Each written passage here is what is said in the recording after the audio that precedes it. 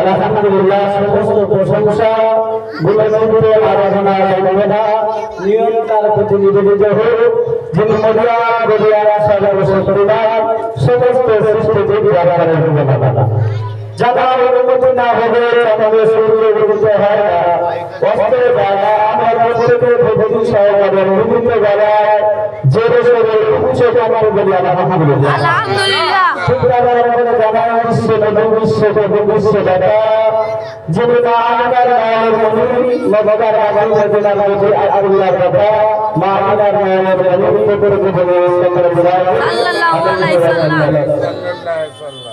শুক্রবার করে জানাই আমার সম্মুখে বসে থাকা বয়স্ক বয়োজ্যেষ্ঠ আমার আব্বারা চাচা জানেরা সমাবস্ত বন্ধুরা ছোট ছোট বাচ্চারা পর্দার আড়ালে আমার মা বন্ধুরা প্রত্যেকের অন্তরে সালাম বন্ধুপূর্ণ ভালোবাসা জানিয়ে কোরআন হাফেজের আলোকে কিছু কথা ভালোবাসা রাখছেন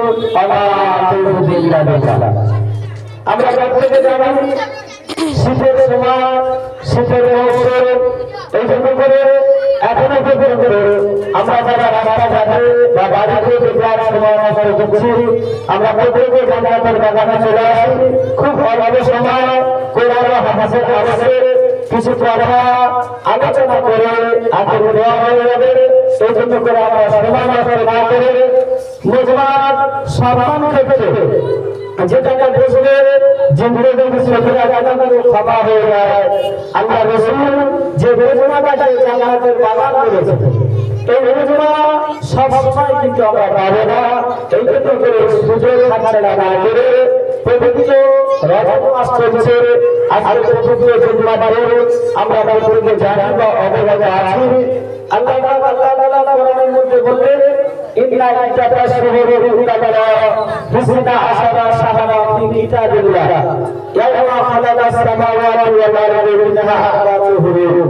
আল্লাহ বললেন, হে আমার আদরের বান্দা-বান্দীরা, আমি যেদিন থেকে আসমান জমিন পাহাড় পর্বত বানালাম, সেদিন থেকে আমি আল্লাহ তাআলা মাস তৈরি করলাম। তার মধ্যে থেকে আল্লাহ তাআলা এই চারটি মাসের মর্যাদা ফজিলত রয়েছে বেশি। এই চারটি মাস হলো রজব মাস, জিলকদ, জিলহজ আর মুহররম। এই চারটি মাসের মর্যাদা আল্লাহ অনেক বেশি দিয়েছে। এই ফজরের ফজিলতপূর্ণ মাস চলবে। এই মাসের সম্মান ক্ষেত্রে আমরা রাস্তাঘাটে বাড়িতে সময় নষ্ট না করে প্রত্যেকে জান্নাতের বাগানে চলে আসি। এখানে এসে অন্তত আখিরি দোয়াটা যে বাবা সারাটা জীবন আমার জন্য মাথার নাম পায়ে করে কষ্ট মেহনত করেছে, আরে ওয়াজটা আমরা সারা জীবন শুনছি। দেশি লোকেরা, হাইকোর্ট লোকেরা, ইমাম সাহেব সারাদিন আমাদের ওয়াজ করে শোনাচ্ছে। আর কত ওয়াজ আমরা শুনবো? মোবাইলে ভাইরাল বক্তারা শুনছি। ওয়াজ শুনে শুনে যদি কানের অর্থ এসে যায়, তবু আমরা পরিবর্তন হবে না। কেন হবে না? আমরা পরিবর্তন হওয়ার জায়গা যদি না যায়, পৃথিবীর কোনো বক্তা এসে আমাকে পরিবর্তন করতে পারে না। সে জলসা করবে, আমাকে মজা দেবে, আমি গজল শুনবো, তার শুনবো, ধাম শুনবো, শুনে নাম ভর্তি করে বাড়ি চলে যাবো। আমরা যেমন ছিলাম তেমন থাকবো। এরকম সারা জীবন কিন্তু বিনাদ হয়, সারা জীবন কিন্তু জলসা হয়, আমরা কিন্তু পরিবর্তন হবো না। এই জন্য করে প্রথম কথা হলো যে দুনিয়ায় আমরা একসময় ছিলাম না আর থাকবো না। মাঝখানে অল্প কিছু দিনের জন্য আমরা এই দুনিয়ায় এসেছি। যখন আমরা এই দুনিয়ায় ছিলাম না, তখন কোনো না কোনো জায়গায় ছিলাম। যখন থাকবো না, তখন কোনো না কোনো জায়গায় থাকবো। আবার মাঝখানে যে আমরা কিছু দিনের জন্য এই দুনিয়ায় এলাম, প্রশ্ন তো আমাদের যাবে যে আমরা যখন ছিলাম না তখন কোথায় ছিলাম, যখন থাকবো না তখন কোথায় থাকবো। মাঝখানে কেন কিছু দিনের জন্য 40 বছর, 50 বছর, 60 বছর, 70 বছর কেন আমরা দুনিয়ায় এলাম, প্রশ্ন তো আমাদের যাবে। তাহলে এটা আমাদের কিন্তু শেষ কথা, আমাদের শেষ কথা। আমরা এক সময় ছিলাম না, তখন ছিলাম কিন্তু আমরা রূহের জগতে। আবার সেখান থেকে আমরা এলাম কোথায়? আমাদের মাতৃগর্ভে, আলামে আরহাম, আমাদের মায়ের গর্ভে আসলাম। সেখানে আমাদের থাকা হলো না, সেখান থেকে বাইরে দুনিয়ার জগতে আমাদেরকে আনলেন। আবার এই দুনিয়ার জগতে কিছুদিনের জন্য আল্লাহ আমাদের এখান থেকে নিয়ে কবরের জগতে নিয়ে যাবে, সেটাকে আলামের বারজাখ বলা হয়। আবার কবরের জগতে আমাদের সেখানে রাখবে না, এখান থেকে আমাদের বাইরে আলামে হাসে কিয়ামতের ময়দান, বিচারের কাঠগড়া আমাদেরকে দাঁড়াতে হবে। সেখানে আমাদের হিসাব দিতে হবে। হিসাব দেওয়ার পর তারপরে আমাদের আদি জায়গা, আদি পিতা, আমার আব্বা জান, আম্মা জান যে জায়গায় ছিল জান্নাত, সেই জান্নাতে আমরা সবাই চলে যাবে। যার ফায়সালা হবে জান্নাত, সে জান্নাতে যাবে। যার ফায়সালা হবে জাহান্নাম, সে জাহান্নামে চলে যাবে। তাহলে আমরা ছিলাম জান্নাতে, আবার যাবো জান্নাতে।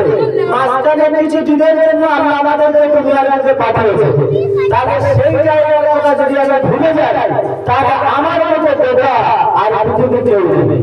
এই জন্য করে দুনিয়ার অবস্থায় যেমন আমরা কোন জায়গায় কলকাতায়, দিল্লি, বোম্বাই যখন কাজে যাই, আমরা যখন ক্লাব ফরামে যাই, সেখানে কিন্তু থাকার জন্য যাই না, কিছু দিনের জন্য আমরা সেখানে যাই। গাড়ি যখন আসে, ট্রেন যখন ঢোকে, আমরা ট্রেনে উঠি, সেখান থেকে আবার চলে যাই। তো আল্লাহ তাআলা এটা দুনিয়ার দিকে আমাদের পাঠিয়েছে, এখানে আমরা থাকবো না, চলে যাব। তো যাওয়ার আগে আগে আমাদের কবরের সামান তৈরি করতে হবে। আর কবরের সামানটা যদি আমরা তৈরি করতে পারি, তাহলে দুনিয়ায় শান্তি পাবো, আখিরাতেও শান্তি পাবো। আর কবরের সামান যদি না তৈরি করতে পারি, তাহলে দুনিয়ায় মার খাবো, আখিরাতে মার খাবো। আল্লাহ পাক আল্লাহ তাআলা নিশ্চয়ই আমাদেরকে ভালোবাসে।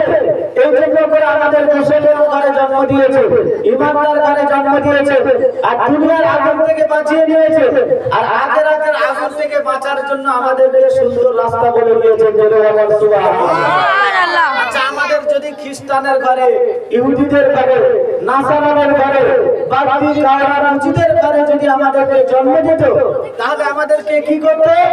আমরা যখন মারা যেতাম আমাদেরকে চটে জড়িয়ে শ্মশানে নিয়ে আগুনে আমাদেরকে পোড়াতো। ঠিক বলছি না ভুল বলছি?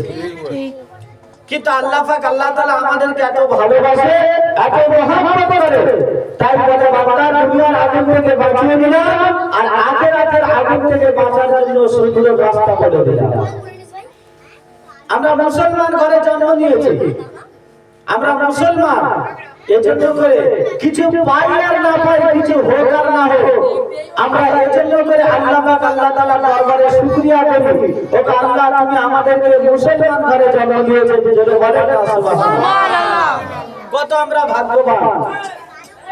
শুধু তাই নয়, আল্লাহ পাক আল্লাহ তাআলা বলছে যে নবীর উম্মত হওয়ার জন্য নবীরা দরখাস্ত করেছিল, বিনা চাওয়ায় বিনা দরখাস্তে সেই নবীরা উম্মত করে তোমাদেরকে পাঠালাম।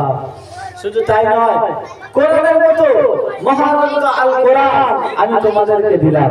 তারপরে দুনিয়ার বুকে এসে বিবি বাচ্চার মায়ায় পড়ে যদি আমি আল্লাহ পাক আল্লাহ তাআলা আমাকে ভুলে যায়, তো আমি আল্লাহ পাক আল্লাহ তাআলা দুনিয়ায় তোমাদেরকে শান্তি দেব না, আর আখিরাতেও তোমরা শান্তি পাবে না।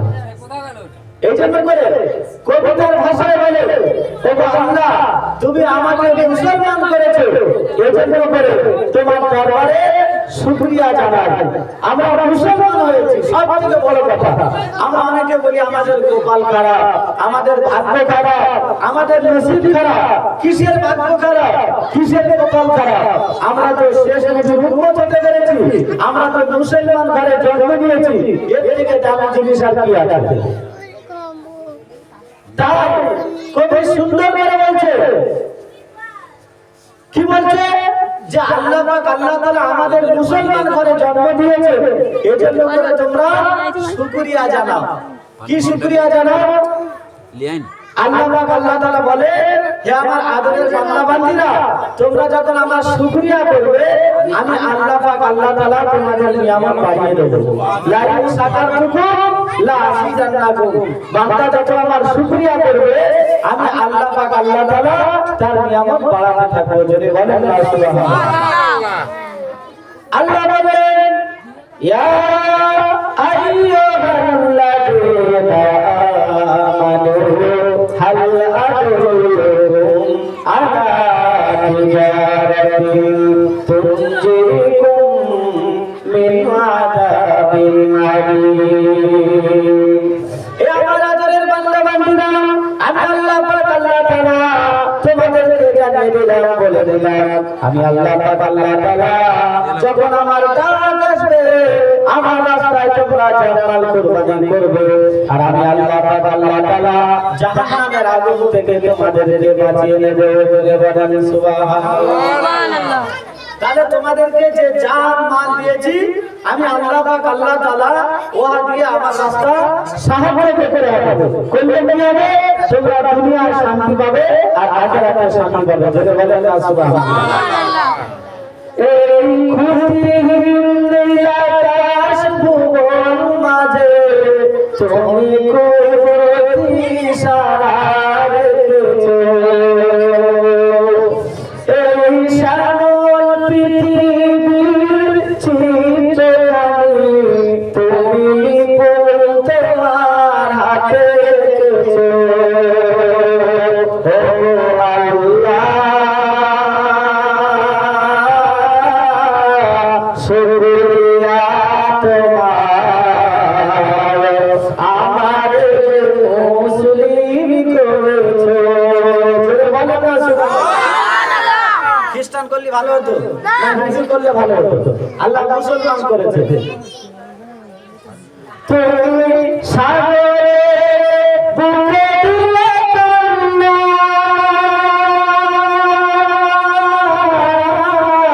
তুমি পাহাড়ের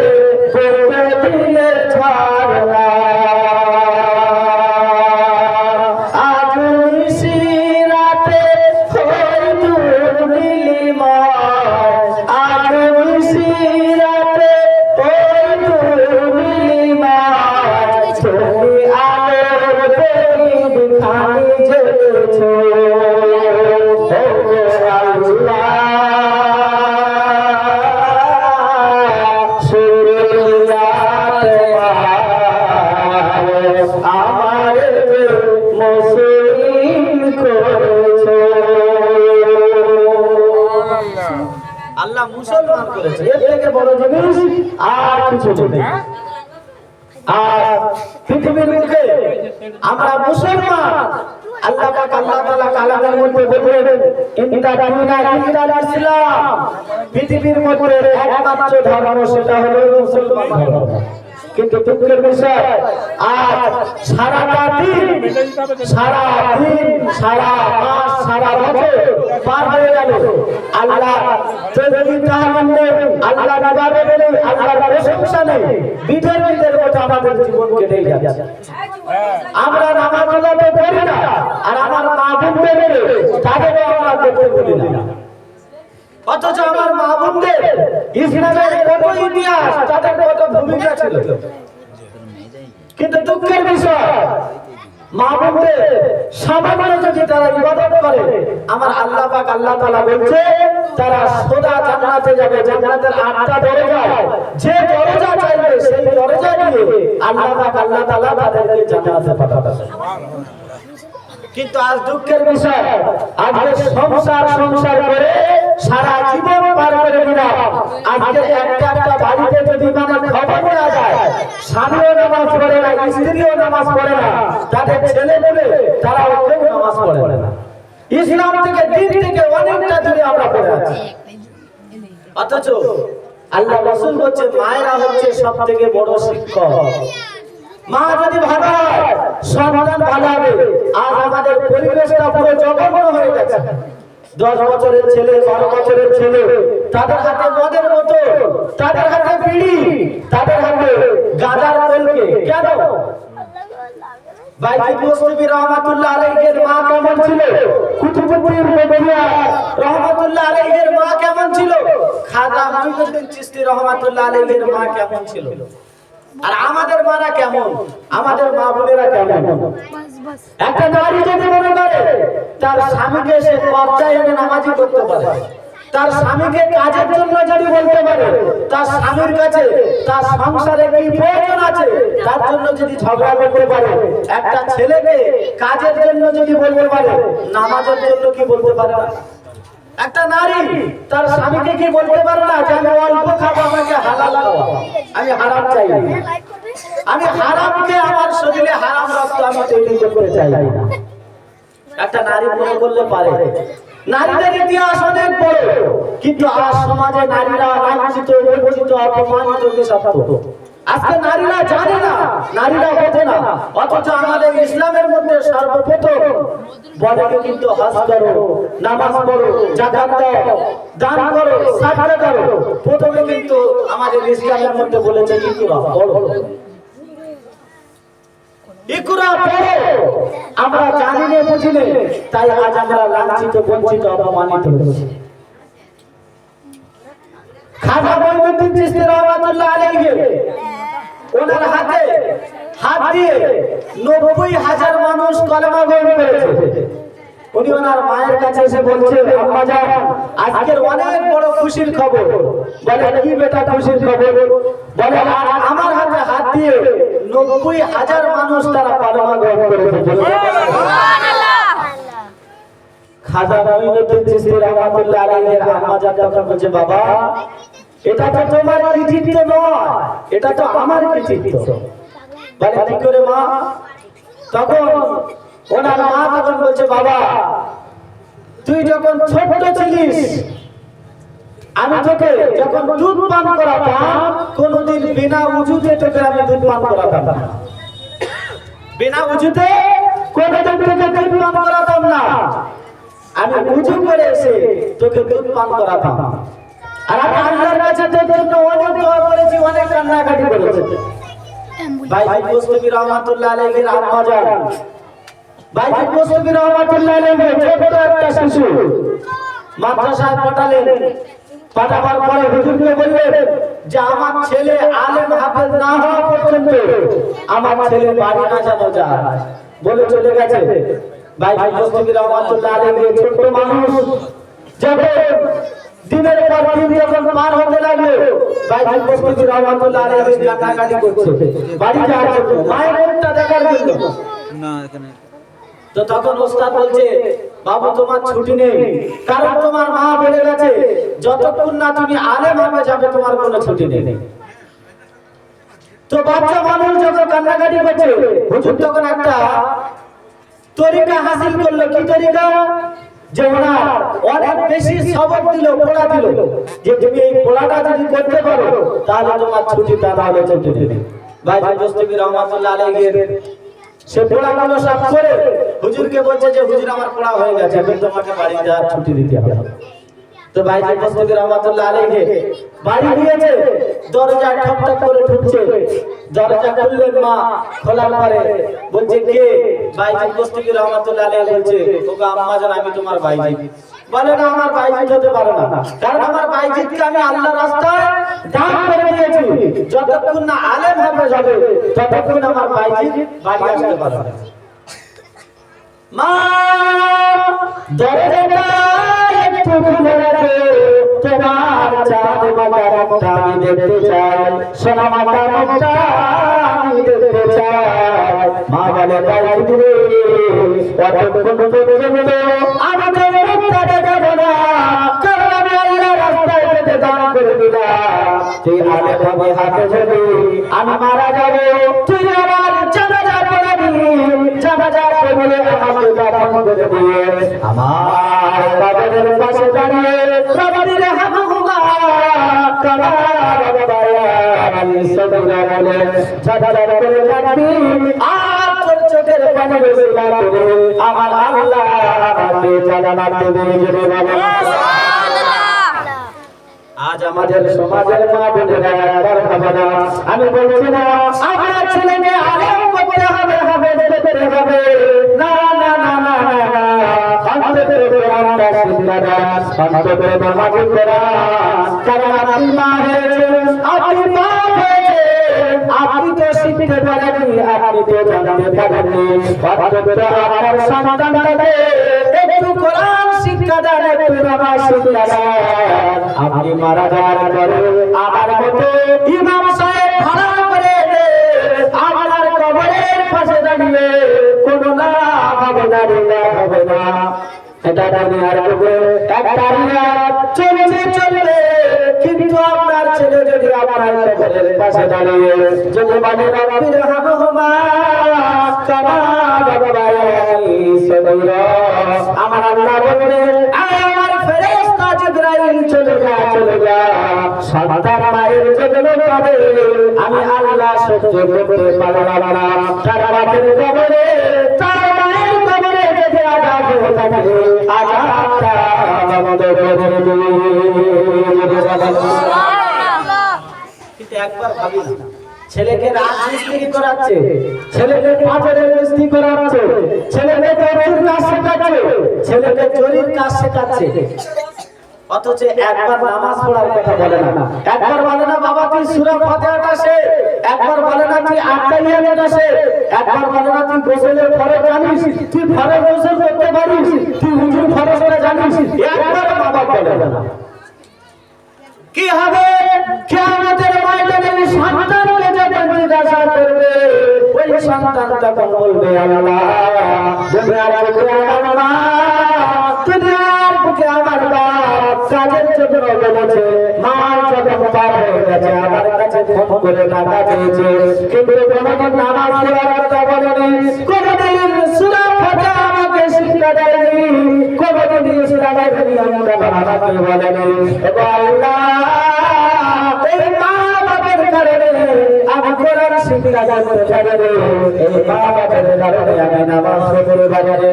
আমার আল্লাহ তখন বলবে এই মা বাবার বুকের উপরে পারে তুই জাহান্নামে যা, আর তোর মা বাবাকে জাহান্নামে নিয়ে যা। আজ দুনিয়ার মুখে আমরা একটু ভাবি না, সারা দিনটা বিপদ পরচর্চা পরনিন্দা গালাগালি, আর পাঁচটা আমার মা বোন যদি এই জায়গা হয়েছে, দুনিয়ার সমস্ত খবর লাইভে যে খবর পাবেন না আমার মা বোনের কাছে সব খবর পেয়ে যাবে। ফতোয়া দেওয়ার দিক থেকে 1 নম্বরে। গিয়ে জিজ্ঞাসা করে আত্মাইয়াতে বলতে পারবে না, গিয়ে জিজ্ঞাসা করে গোসলের কটা ফরজ বলতে পারবে না, উযুর কটা ফরজ বলতে পারবে না, ফরজ গোসল কেমন করে করতে হবে বলতে পারবে না। আর আমার মা বোনেরা কোরআন যা পড়ে পুরো কোরআন ভেঙে চুরে একদম ডুবিয়ে দেয়। কোরআনে কোথায় রুকু, কোথায় সিজদা, কোথায় ছাড়তে হবে, কোথায় টান দিতে হবে, কোথায় গুণা করতে হবে কিছু জানে না। আর আমার কিছু চাচারা তারাও, আমি একদিন জুম্মার দিন বলছিলাম, বাংলায় নামাজ শিক্ষা শিখে দোয়া মুখস্থ করেছে, বাংলা পড়ে কোরআন শিখেছে, ঠিক মতো ঠিক করে না। আর ওই অবস্থা আল্লাহ পাক আল্লাহ তাআলা বলছে ওয়ারাতিলিল কুরআনা তারতিলা, তোমরা যখন নামাজ পড়বে অন্তত যে সূরাগুলো পড়বে সেগুলো সেই ভাষায় পড়বে, তা না হলে ও নামাজ আল্লাহর দরবারে কবুল হবে না। আমরা প্রায় এখানে আমরা সারা বসে আছি, এক্ষুনি যদি আমি বলি যে কোরআনের সবথেকে ছোট সূরা হচ্ছে ইন্না আতাইনাকা আল কাউসার, এক্ষুনি যদি জিজ্ঞাসা করি সবাই বলবে ইন্না আতাইনাকা আল কাউসার ফাসাল্লি লিরাব্বিকা ওয়ানহার, সবাই কিন্তু ওয়ানহার বলবে সবাই। কেন? আমাদের সেই জ্ঞান নেই। আর আমরা যারা ওয়ানহার বলি, এই ওয়ানহার বলা এত বড় মারাত্মক গুনাহ। এই ওয়ানহার যদি আমরা বলি, আল্লাহ পাক আল্লাহ তাআলা কালামের মধ্যে বলছে ফাসাল্লি লিরাব্বিকা ওয়ানহার, তো আমরা সে জায়গায় সবাই গোলার হার বলি। এই গোলার হার যদি আমরা বলি তাহলে আল্লাহ ওই জায়গায় বলছে ফাসাল্লি লিরাব্বিকা ওয়ানহার, এর মানে হচ্ছে আমার নামে নামাজ পড়ো, আর নামাজ পড়ার পরে আমার নামে কুরবানি করো। কিন্তু যদি ওয়ানহার বলি তাহলে মানে পাল্টে যাবে যে নামাজ পড়ার পরে আমার নামে খাল করো, কুরবানিটা বাদ দিয়ে আমার নামে কি করো? খাল করো। তাহলে আল্লাহ পাক আল্লাহ তাআলা কোরআনে বলছে, আর আমি তার মানেটা কেন? ওখানে হায়াকার র বাংলা পড়েছি নামাজ শিক্ষা দেবে, ইন্না আতাইনা সূরাটা বাংলা থেকে মুখস্থ করেছি, তো ওখানে হায়াকার র আছে হার। আর আরবি কোনদিন বাংলাতে আসে না, বাংলায় একটা হ হয় বর্জনওয়ালা, কিন্তু আরবি থেকে হা দুটো আছে, একটা ছোট হ আর একটা বড় হ। তাহলে এখানে কি বলতে হবে? আল্লাহ বলছেন ফাসাল্লি লিরাব্বিকা ওয়ানহার, হার বড় হা উচ্চারিত করতে হবে আল্লাহর বলা। আর বড় হার জায়গা যদি ছোট হয় এর মানেটা কিন্তু পাল্টে যাবে। এগুলো আমাদের জানতে হবে। কিন্তু আর আমার মা বোনেরা যদি একটু সময় পায় মোবাইলে সিরিয়াল নিয়ে পড়ে আছে, সিরিয়াল নিয়ে পড়ে আছে। এই জন্য করে সারা জীবন যদি অশ্লীল কিছু হবে না। আমি এমনি কানে হাত দিয়ে দুটো লম্বা লম্বা কাহিনী বলে আমার ওয়াজ শেষ করে দিতে পারি, কিন্তু কোনো লাভ হবে না, আপনাদের কোনো লাভ হবে না। আর এই ওয়াজগুলো কিন্তু সবার ভালো লাগবে, কারণ এগুলো জ্ঞানের কথা, এগুলো আমাদের জানার কথা। আমরা নামাজ পড়বো, রোজা করবো, মদ খাবো, গাঁজা খাবো, সুদ খাবো, আল ফেলবো, তো ফেলবো, আর বছরে একটা মিলাদ জলসা দেবো, জুম্মার নামাজ পড়বো, ঈদের নামাজ পড়বো, পার হয়ে যাবে। বড় বড় ভাইরাল শরীর বক্তা এনে জলসা দেবো, টান দিয়ে আমাদের ফাঁসি দিয়ে চলে যাবে, ফজরের নামাজটা বিছানায় কাটিয়ে দেবো। ঠিক বলছি না? বলবো এরকম ভাবে চলছে। আল্লাহ পাক আল্লাহ তাআলা বললেন, হে আমার আদরের বান্দা, সারা জীবন জলসা দিয়ে কোনো লাভ হবে না, সারা জীবন লাভ দিয়ে কোনো লাভ হবে না। একবার যদি বান্দা বলে সুবহানাল্লাহ, আলহামদুলিল্লাহ, আল্লাহু আকবার যদি তাসবিহটা আদায় করতে পারে, আমার আল্লাহ পাক আল্লাহ তাআলা বলেন, এর ওসিলা করে আমি আল্লাহ তোমাকে জান্নাত দেব। বলেন সুবহানাল্লাহ। আমরা বাচ্চা ছাড়া এখানে ভাইরা যারা আছে চা দোকানে সারা দিন কোথায় কি হচ্ছে লোকের নামে বিপদ পরচর্চা পরনিন্দা। আর এদিকে আমার মা বোনেরা তারাও মোটামুটি দরবার খুলে বসে আছে, তারাও সারা দিন পরচর্চা পরনিন্দা। অথচ আল্লাহর কালামের মধ্যে বলছে আল্লাযীনা ইয়াযকুরুনাল্লাহা কিয়ামান, উঠতে বসতে আমি আল্লাহ পাক আল্লাহ তাআলা আমার প্রশংসা করব।